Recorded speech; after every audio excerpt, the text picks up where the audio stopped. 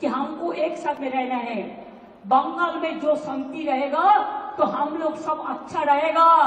और बंगाल में BJP polarisation करने चाहता है, जैसे हमारा गवर्नमेंट चला जाए और वो आने से आपको तो खाना भी बंद कर देगा।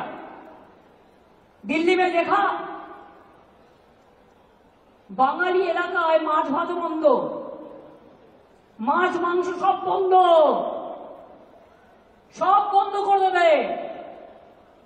টিচারদের নিয়ে কদিন নাচানাচি করলো, নিজেরাই চাকরি খেলো, আবার নিজেরাই বলছে মমতা ব্যানার্জি জবাব দাও।